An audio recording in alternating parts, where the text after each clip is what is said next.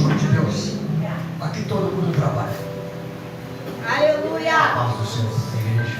Amém. Das mãos para cá. Deus eterno, essa noite é uma noite especial para todos nós.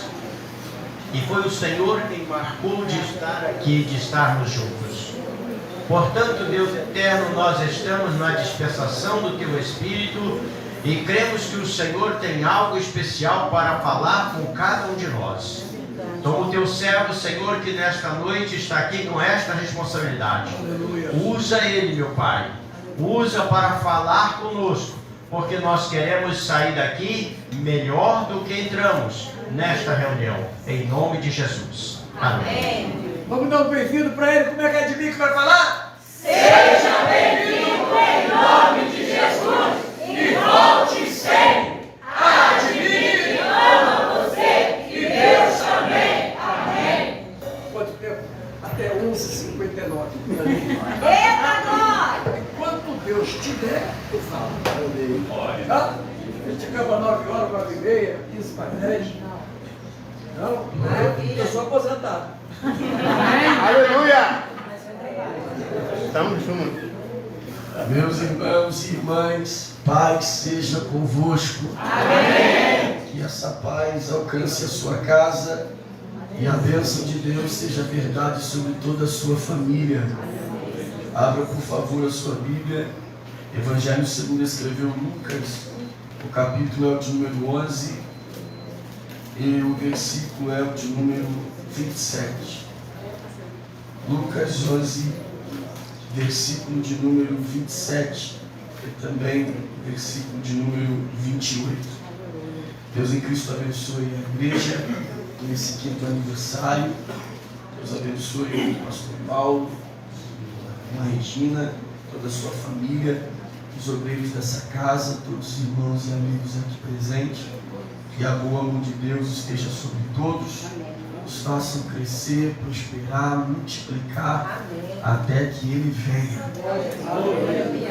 Lucas capítulo 11, versículo de número 27 e versículo de número 28 está escrito: E aconteceu que, dizendo ele essas coisas, uma mulher dentre a multidão, levantando a voz, disse: Bem-aventurado o ventre que te trouxe e os peitos em que mamastes.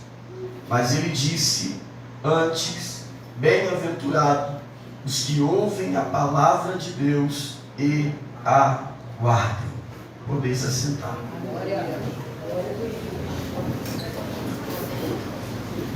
Bom, meus irmãos, quando nós lemos os evangelhos, ou o evangelho, escrito pelos 4 evangelistas, Mateus, Marcos, Lucas e João, eles têm por finalidade nos apresentar Cristo, a sua obra, o seu poder, os seus ensinamentos, a sua glória, e por muitas vezes nós encontraremos nessas informações dadas pelos discípulos ou pelos apóstolos, Jesus sendo terrivelmente questionado em diversas situações e por N motivos.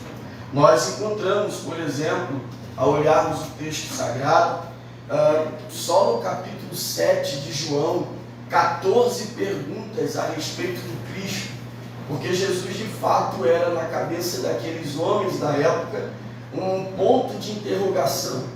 Eles questionavam o tempo todo a respeito daquele homem de Nazaré que está aí operando milagres, fazendo maravilhas e carregando junto com ele uma multidão que acredita de fato que ele é o Messias.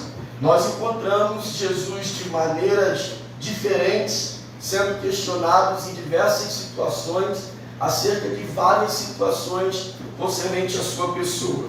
Por exemplo, o seu ministério profético é terrivelmente questionado. João capítulo 7, versículo 52 está escrito: Responderam eles e disseram-lhe: És tu também da Galileia? Examina e verás que da Galileia nenhum profeta surgiu. Eles questionavam o ministério profético de Jesus. Eles questionavam o seu poder. Mateus capítulo de número 12, versículo de número 24, está escrito: mas os fariseus, ouvindo isto, diziam: este não expulsa os demônios, senão por Beelzebul, príncipe dos demônios.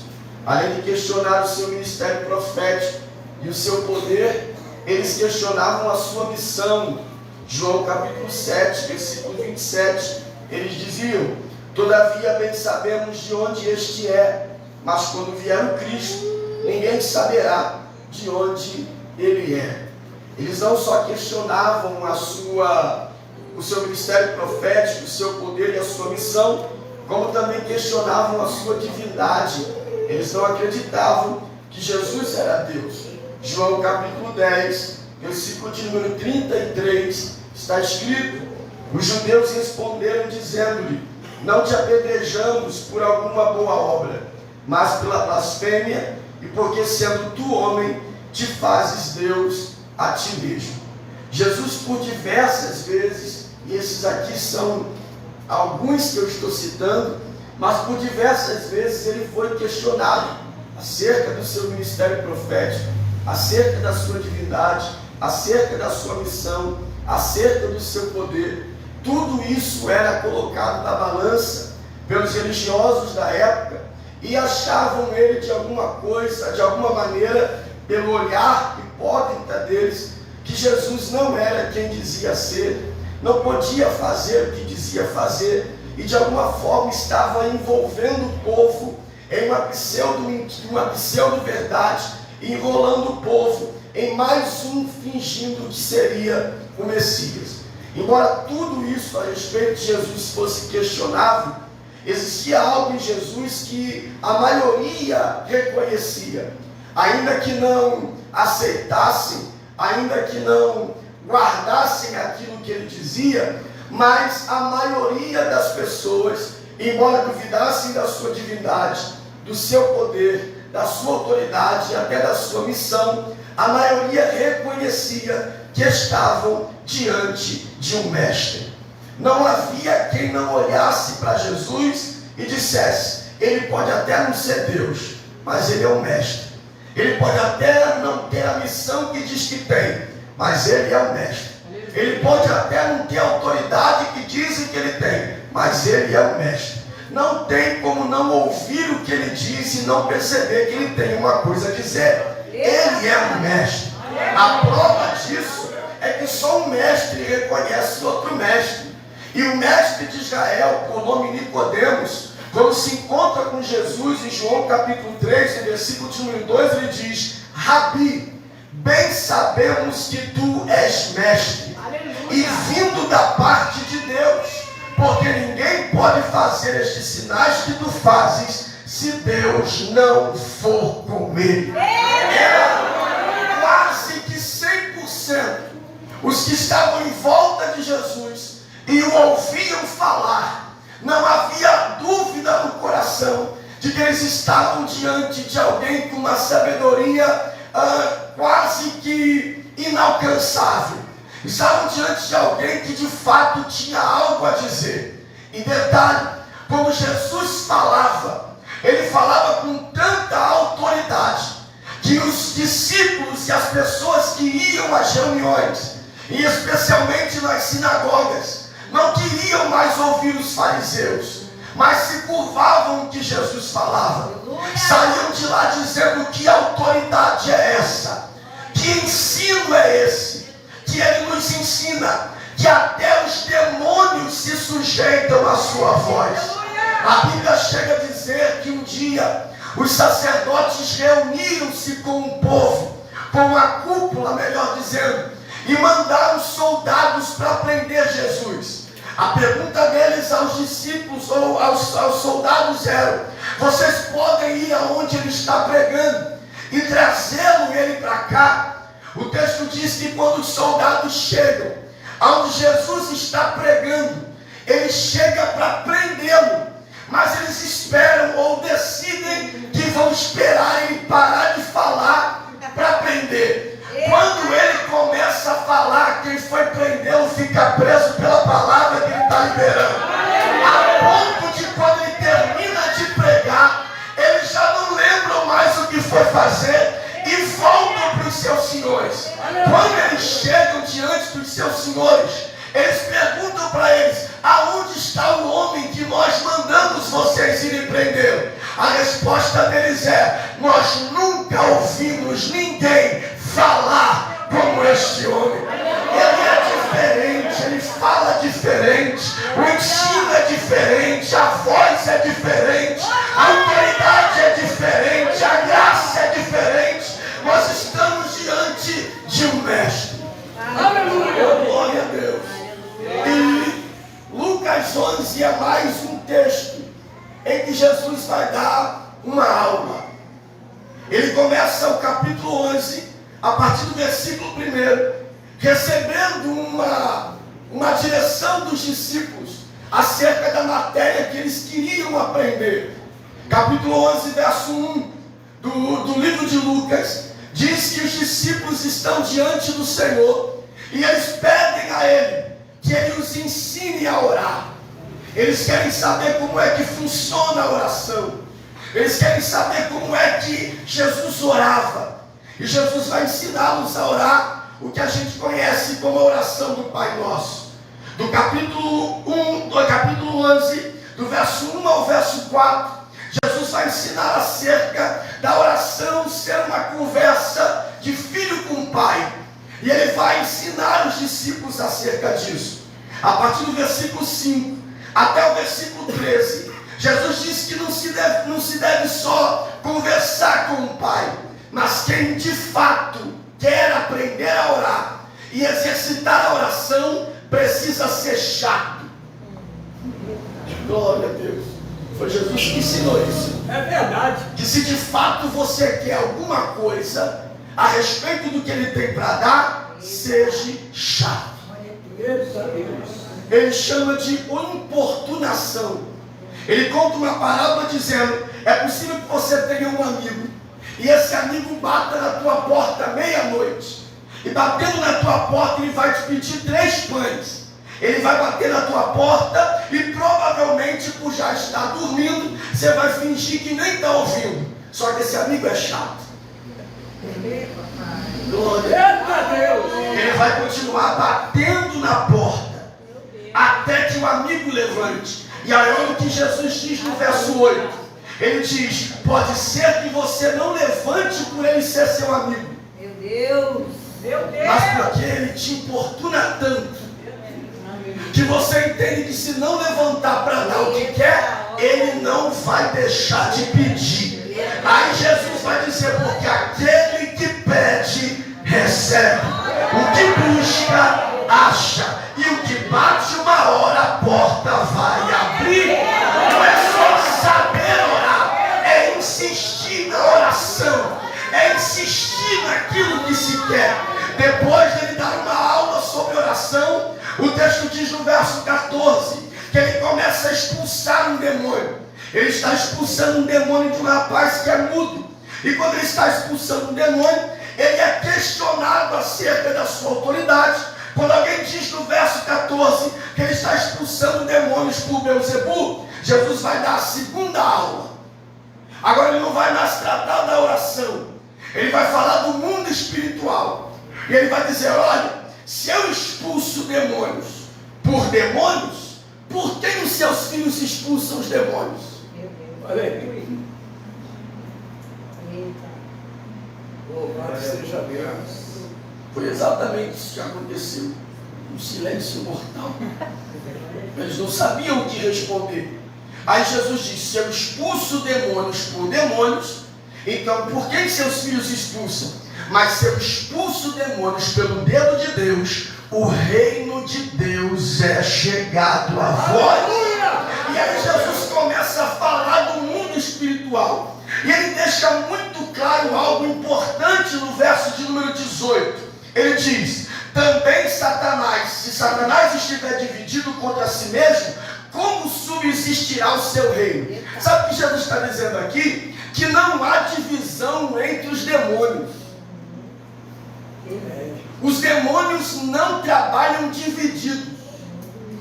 Eles não trabalham um contra o outro.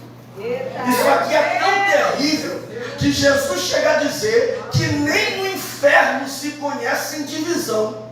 Meu Deus. Glória a Deus. E aquilo que nem o diabo é capaz de fazer, tem crente querendo fazer. Provocar discórdia, facção, contenda, dividir o povo, porque divisão é uma junção de palavras que significa duas visões do mesmo lugar. Se você está no mesmo lugar, mas não caminha na visão da tua liderança, você já está dividido e não sabe. Você não precisa revelar e levar metade da igreja. Se você fica dentro da igreja, mas não é inserida na visão que te foi dada, você é tão demônio quanto os que estão no inferno.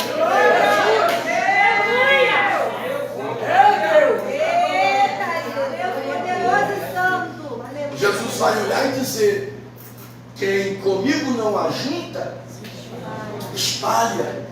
Ou entra na visão que ele está propondo, ou não faz parte do reino dele mesmo frequentando uma igreja. Ou entra de frente com a visão que ele tem passado, ou simplesmente está perdendo tempo frequentando um espaço religioso. O que vale para Jesus não é quantas vezes eu frequento a igreja. O que vale para Jesus é quando eu abraço a visão que me foi passada acerca do reino de Deus. Ele está dando uma aula sobre isso. Ele começa a falar sobre a manifestação imunda do maligno, quando ele expulsa esse espírito de uma casa, e ele percebe que esse espírito está vagando ali, e esse espírito volta e percebe que a casa que ele limpou está vazia. Então ele entra e traz mais 7, o último estado é pior do que o primeiro, verso 26. Quando Jesus está dando essa aula sobre o mundo espiritual, a mulher dá um grito. Glória a Deus. Verso 27.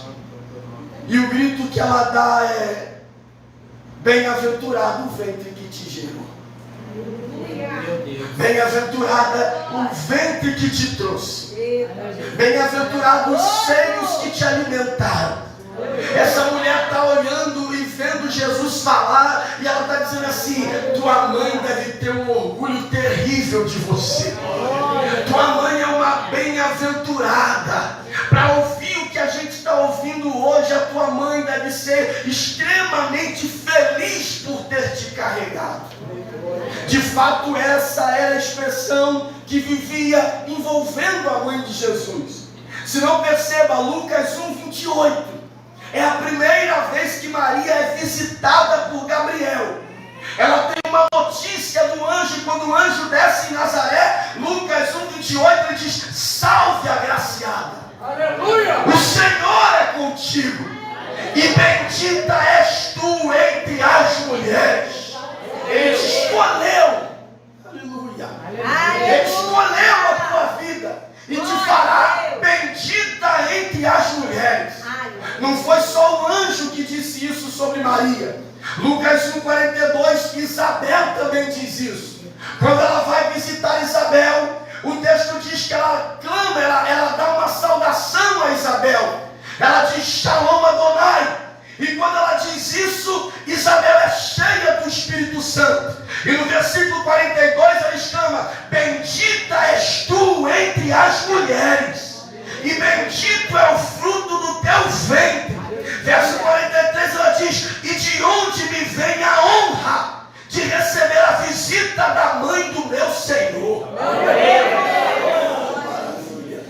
O texto diz que ela entende que Maria é a mãe de Jesus, e que no ventre dela está levando algo poderoso, porque o menino, diz ela, verso 44, que o menino, ao ouvir a voz de Maria, pula dentro do ventre.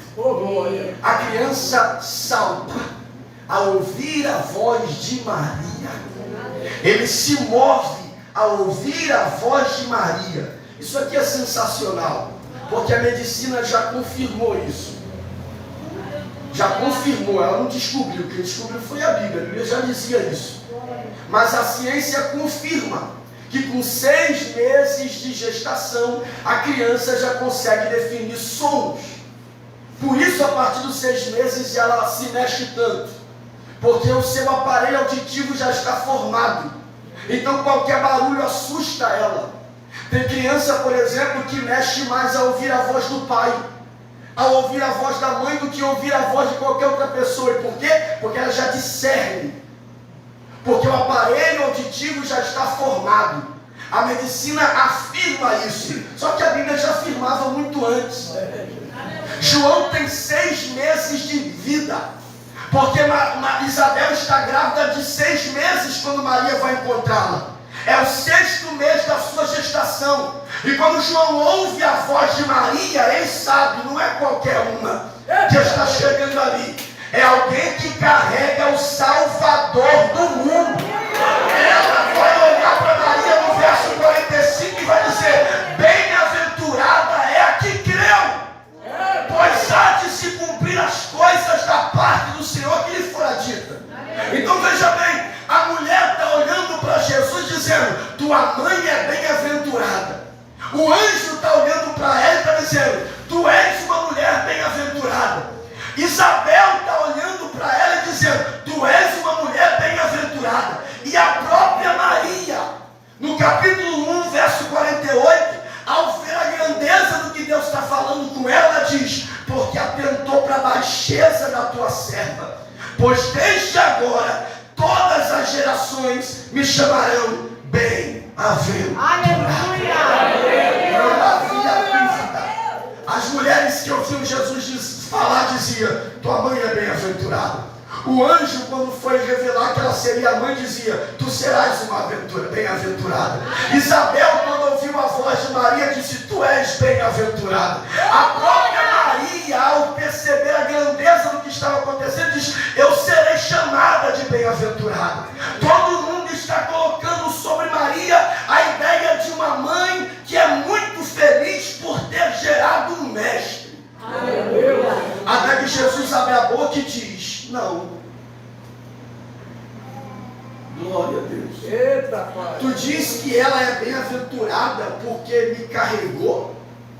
Tu diz que ela é bem-aventurada porque me deu de alimentar-me? Ou me deu de mamar? Não. Antes. Meu Deus. Glória a Deus. Eita, pai. Aleluia. Antes, bem-aventurados, no plural. Antes, bem-aventurados os que ouvem a palavra de Deus e guardam. Então Jesus está dizendo a respeito de Maria: esqueça a ideia de que ela era bem-aventurada por ter me gerado, porque isso é consequência dela ter ouvido. Meu Deus.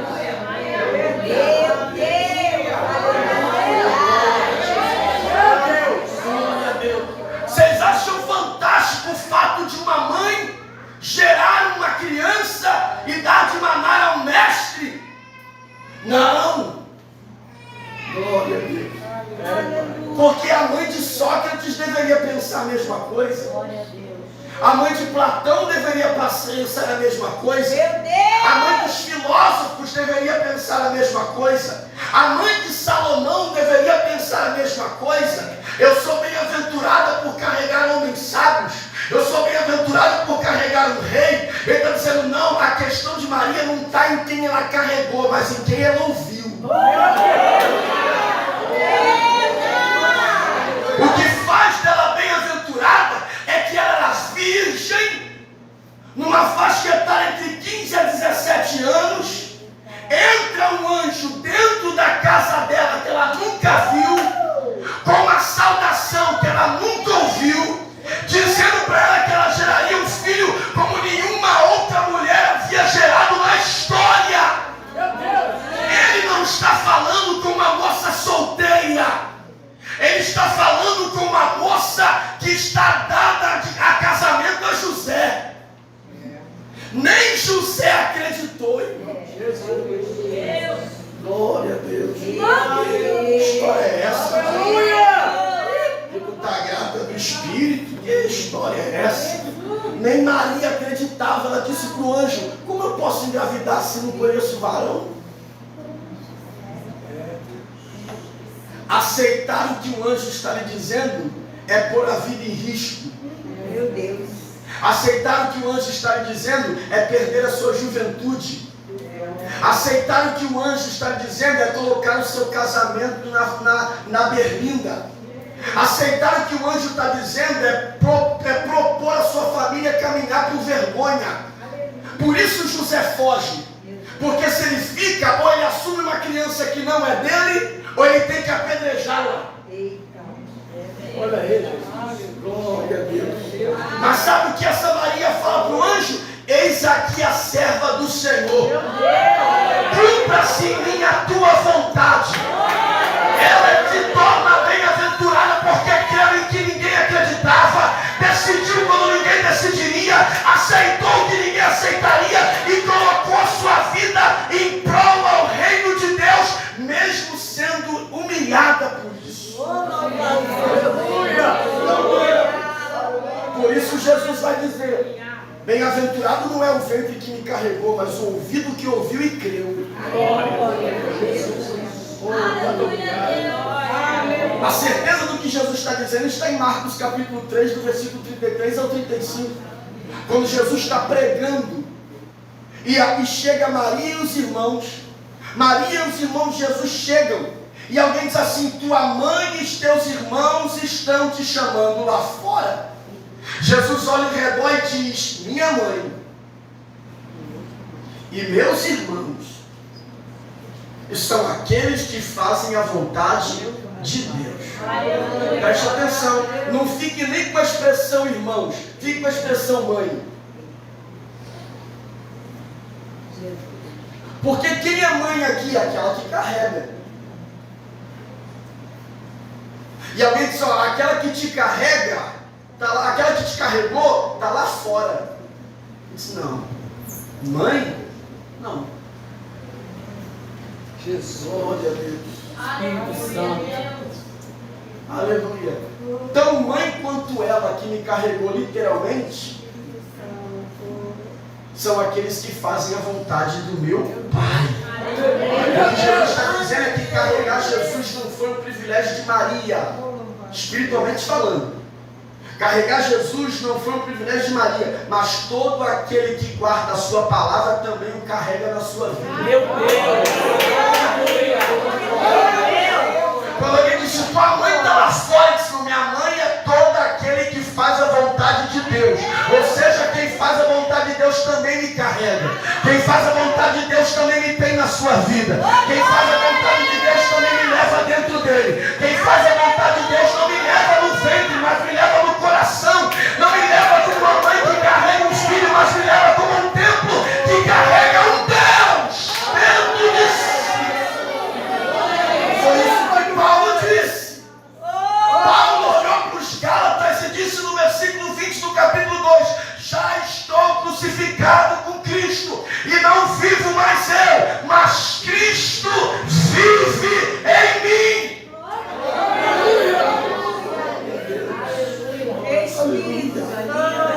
Todo aquele que faz a vontade de Deus carrega Deus dentro de si.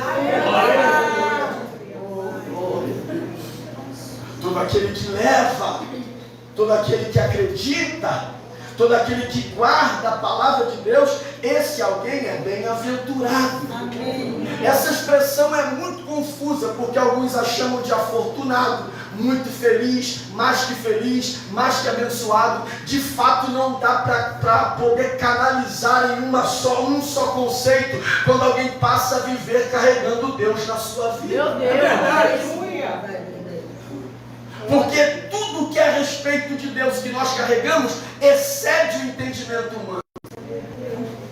Alguém aqui conhece Carobinha? Eu conheço. Vila Kennedy. É lá perto. Só que na parte da zona sul ali, que é mais perto da Brasília. Eu morava ali. Um dia umas irmãs de oração me chamaram para fazer uma visita numa casa de uma irmã lá na zona sul. Aí fomos lá, orar na casa da irmã. Quando a gente entrou na casa da irmã, irmão, pensa numa casa de crente. Crente. Aquele porcelanato de crente. Eita glória! Aquela textura de crente. Isso é coisa de quem sobe monte, irmão. Eu acho que todo crente tinha que morar numa casa assim, né, irmão? Casa de crente. A gente entrou e a irmã foi apresentando a casa pra gente, cada cômodo. A sala dela dava para fazer umas duas kitnetes, alugar uma e morar na outra. E eu ali, né, com a mente de canadense, só pensando ali. Ah, meu Deus, não, vou fazer isso aqui. Bom, ela levou a gente e foi mostrando uma casa, mostrando o quintal, os carros. E eu, aleluia, Jesus, glória a Deus. Mostrando as coisas. Entramos na cozinha, irmão. Oi. Cozinha no lugar de crente, né?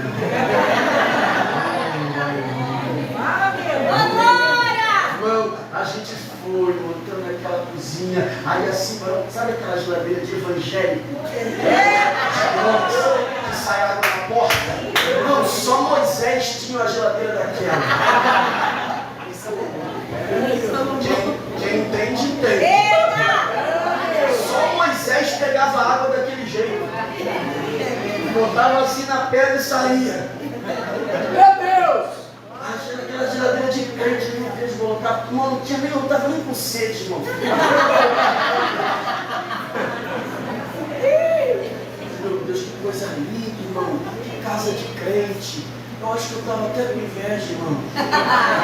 Eu acho, eu só acho. E aí eu falei, meu Deus. E ali ela mostrando aquela coisa maravilhosa pra gente, a gente ali conversando e tal. Daqui a pouco, vamos orar. Quando a gente começou a cantar o primeiro hino da harpa, a dona da casa caiu no chão como uma serpente.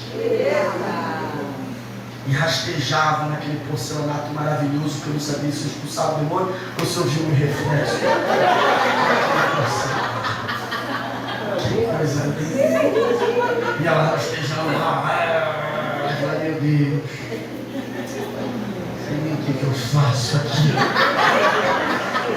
E aí ela rastejando. Aí a irmã foi lá, colocou a mão sobre ela. O demônio saiu.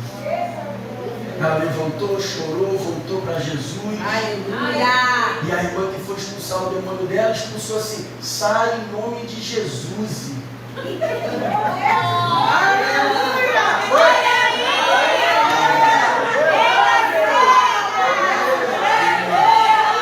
Lá da Carolzinha, irmão. Uma casa de telha de zinco, com quarto e banheiro, com problema nas pernas, varizes parecia que explodir. Mas quando colocou a mão, o demônio teve que respeitar a autoridade que estava sobre a vida dela.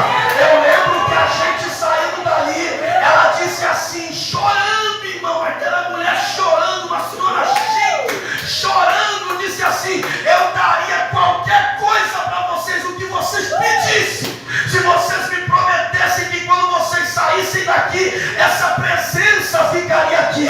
Mas ela deu sorte que não chegou em mim, porque se chega em mim, eu ia pedir a geladeira dela. Mas ela foi falando, ela dizia assim: eu queria que vocês me garantissem que essa presença ficaria aqui. Eu saí dali entendendo que o rico era eu.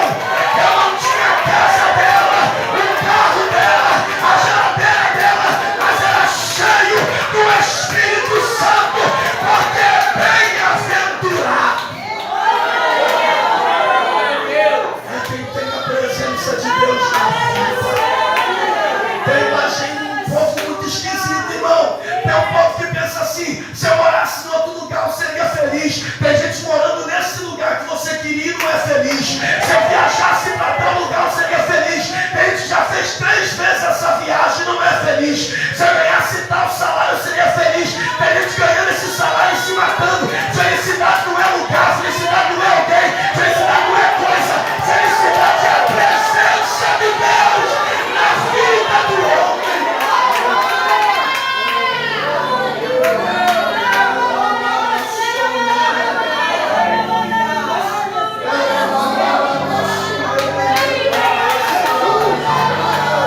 E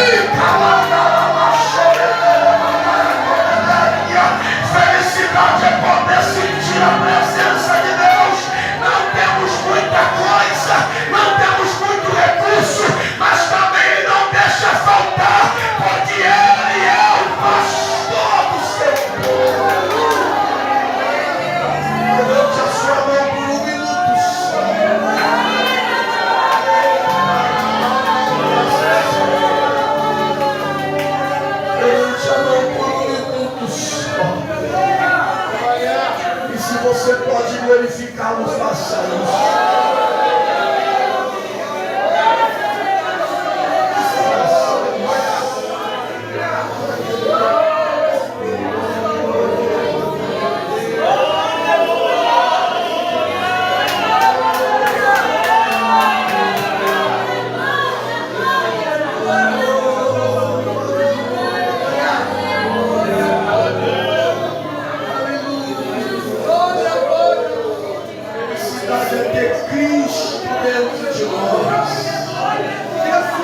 Bem-aventurados que ouvem a palavra,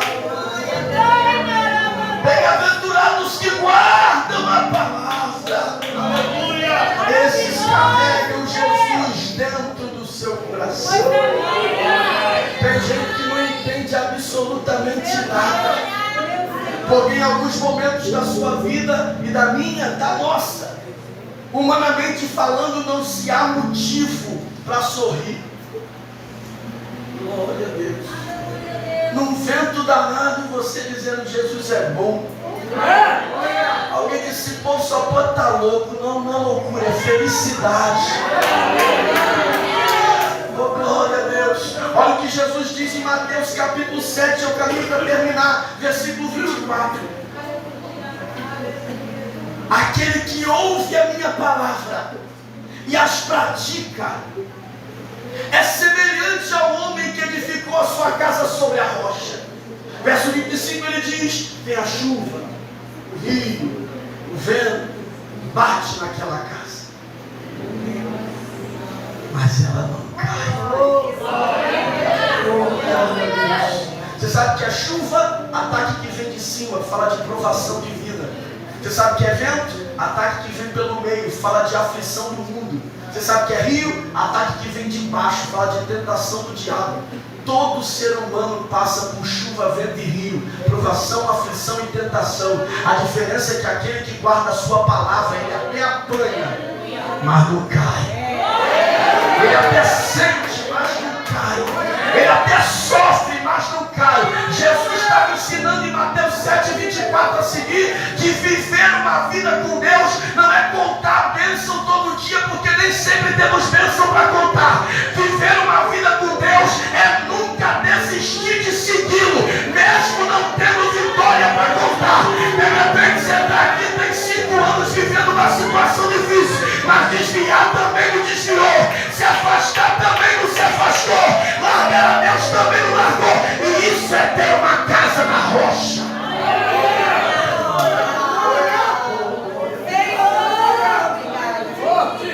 Me ajuda aí. Obrigado. Salmo de número 20. Bonito para isso. Vamos dar uma olhadinha, aproveitar que vocês têm acesso a isso. Vamos aproveitar a tecnologia. Coloque o 7, por gentileza. Isso. Você pode ler daí? 1, 2, 3. Uns confiam em carros e outros em cavalos, mas nós faremos menção do nome do Senhor nosso Deus. Preste atenção nos artigos que ele está pondo ali. Uns e outros.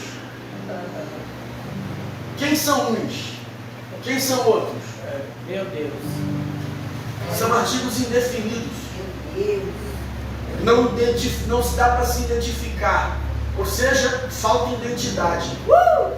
Quem não sabe quem é, acredita em qualquer coisa. Carro, cavalo, qualquer coisa. Uns e outros acreditam em qualquer coisa, mas nós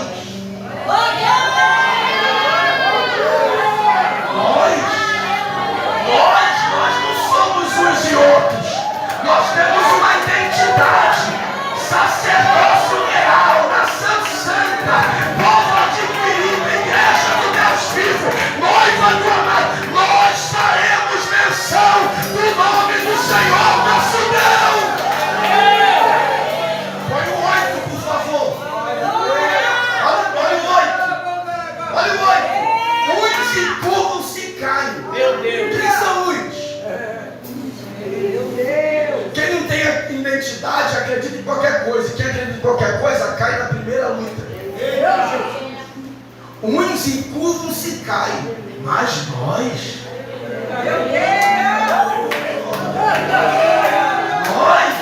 Nós até sentimos o bate como um soco na porta do estômago, mas quando o diabo acha que a gente não vai levantar mais, a gente levanta dizendo: eu sei que o meu Deus está vivo, eu sei que ele vive, eu sei que ele vive, eu sei que ele vive, ele está vivo.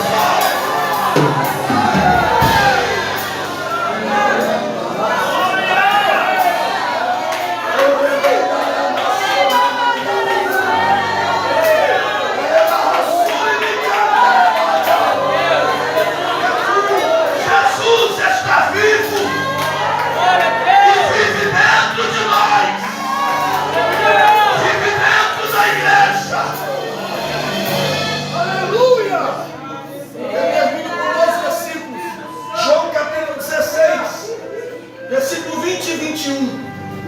Aleluia! Glória a Deus. Olha o versículo 20. Na verdade vos digo, falando para os discípulos, falando para a igreja, vocês vão chorar. Ninguém foi enganado. Vocês não só vão chorar, vocês vão se lamentar. E quando vocês estiverem chorando e se lamentando, o mundo se alegrará. Aleluia! É nessa hora que a gente começa a ter crise de Asaf.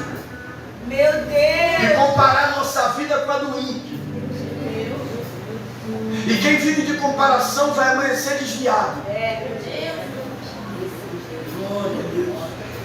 Ele diz: o mundo se alegrará e vocês vão se entristecer.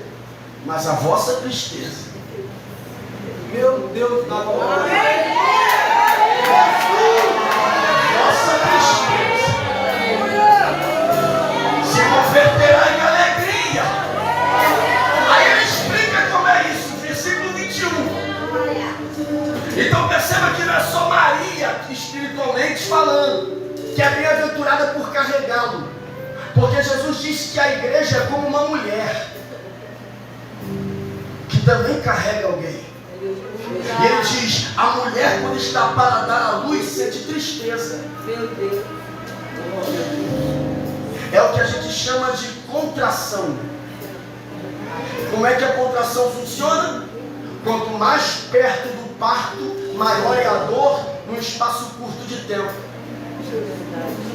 A mulher entende que está em trabalho de parto porque a dor aumenta e o espaço de tempo fica mais curto. Então, quando é que sabe-se que está à beira de dar à luz? Dor muito alta, espaço de tempo curto. Dor muito alta, espaço de tempo curto. Dor muito alta, espaço de tempo curto. Jesus disse que a vinda do Filho do Homem será assim. A expressão princípio das dores, Paulo explica em Romanos 8 que é dores de parto. Logo Jesus está dizendo à igreja: preste atenção, quando a notícia ruim te causar uma dor muito grande e não dá tempo nem de você chorar porque outra notícia ruim pior vai vir, se prepare.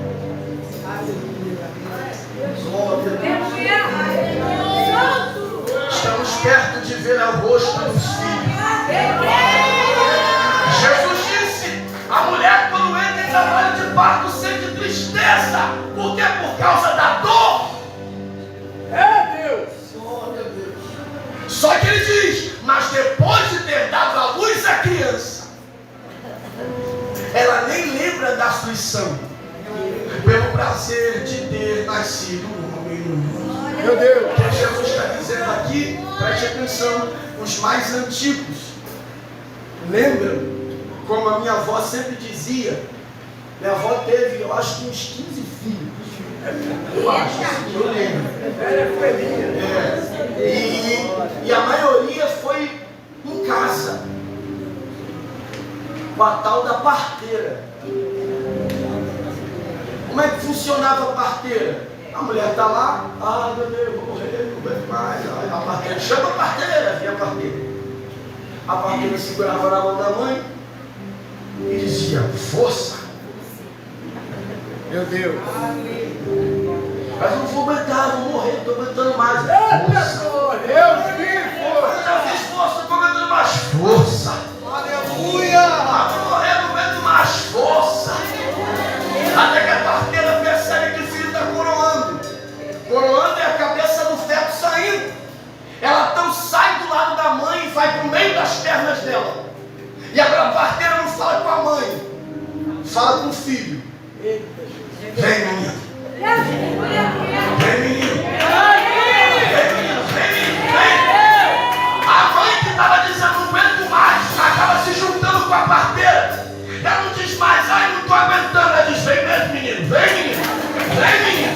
Vem, menino! Vem, menino! Tem essa mãe é a igreja! Tem essa parteira é o Espírito Santo! Hoje é que está doendo, que a gente não aguenta mais! É a guerra da nossa mão e esforço! A minha graça te basta! A minha graça te basta! A minha graça te basta! Só que a Bíblia diz em Apocalipse que chegará o dia em que o Espírito e a esposa não gritarão mais força, mas dirão: vem, menino, vem, menino, vem, menino. O Espírito e a esposa dizem: vem. Quem tem sede, venha. E quem quer beber, beba de graça essa água que sai jogando aqui no meio da semente.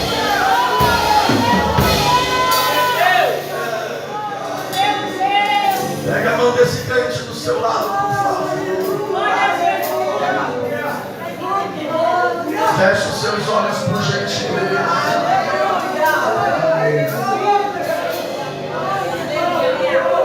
Você não está segurando a mão de alguém perfeito.